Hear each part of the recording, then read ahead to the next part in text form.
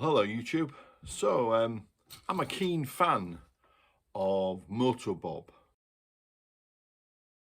I know he's probably not everybody's cup of tea, but 346,000 people follow him, and I think he does really good reviews. It's a review-based channel, but he said something in a film I was watching this morning, which struck me as don't know if it's elitist or don't think it was right what he said anyway. He said about having an A2 image, and I take issue with it. And I'll tell you for why. I was talking to the lads at Miles Kingsport when I bought the CL, and I actually probably was suffering from the same problem because I was coming off an Africa Twin, and then a year with an NT 1100 and a succession of pretty big engine bikes, A1.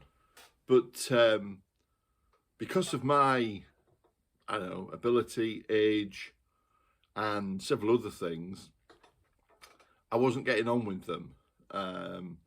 It's an interesting thing. Going back a few years, I had a GTR 1400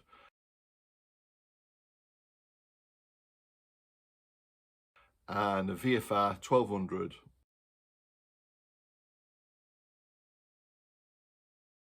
Neither of which bikes, they were lovely bikes. But I as much as I love motorbikes, I've always had a bit of a confidence issue, which I've never really managed to overcome.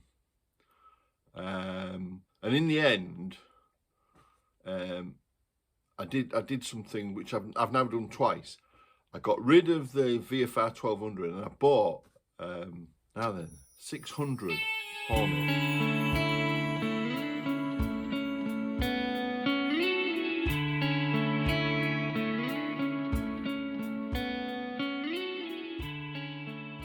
On a brand new on a 12 plate.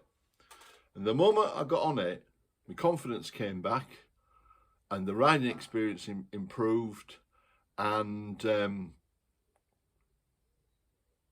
it was a good bike. It got my confidence to the point where I could sell it. I bought a 1250 Suzuki. I had four years with that, never had an issue with it, rode it just like my 600. It was fantastic.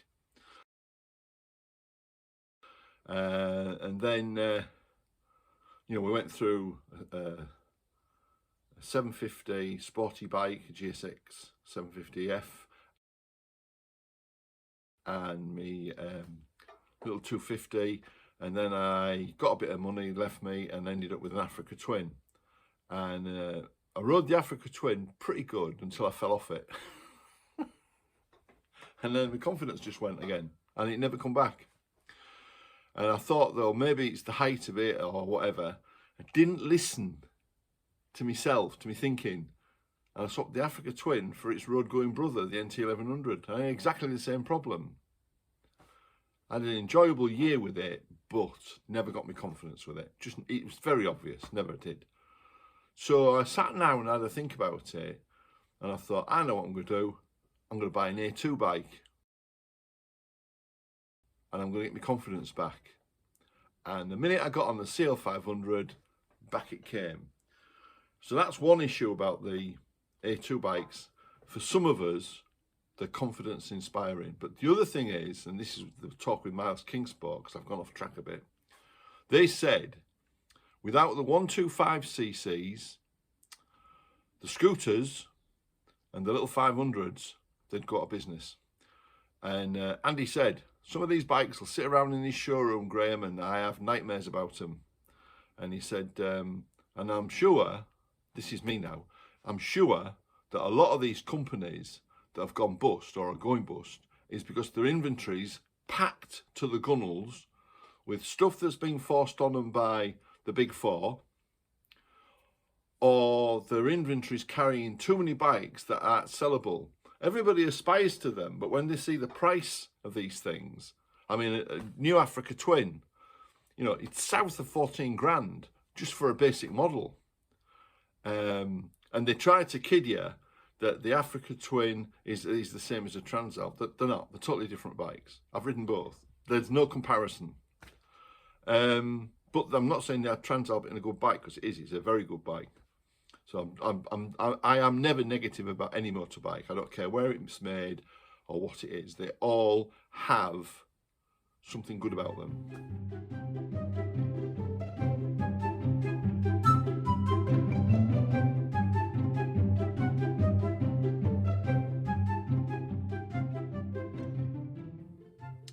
But in my case, the A2 bikes and the little 125s have saved my motorcycle journey, because after the NT1100, I did sort of think of, look, 70 years old, it's time to call it a day. But it was getting back on the 125 and riding the 500, and it's like it's given me a whole new lease of life. So don't knock the A2 class, don't knock 125s. Every bike, it's horses for courses. I've said this all my life. And if you can ride a big bike and you enjoy it, good for you. Excellent. But don't knock the little guys, because they also have a valuable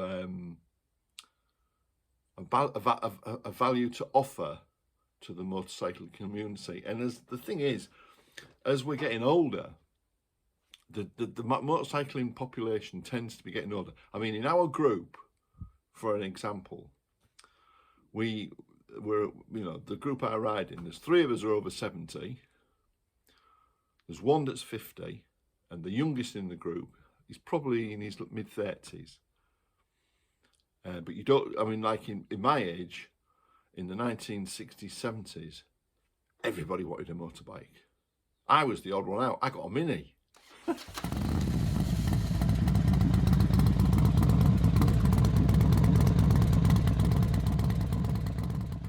But I was the odd one out. All my mates had Lambrettas and Bizas and, Bonnies and God knows what else, these mongrel bikes that kids used to build in the days, Norton BSAs and all the other bits of stuff. So, yeah, I don't think you should knock a class of motorcycle. It gets a bit sort of, and you've only got to talk to Rich. I mean, there's a classic example. Rich, can biker. He flies around on his Z1 and he absolutely loves Animal, and I as do I. I think he's a superb bike. But the moment Richard gets on that CB500, he just, he gels with it, and he's the first one to admit, it's a fantastic bike. So, again, they all have horses for courses. Anyway, I've gone way over the time I was going to do this this 5-minute vlog, so I'll say bye for now, and I hope you can make sense of what I said. There's nothing wrong with 125s, 500s, A2 bikes. Little bikes rock. Oh.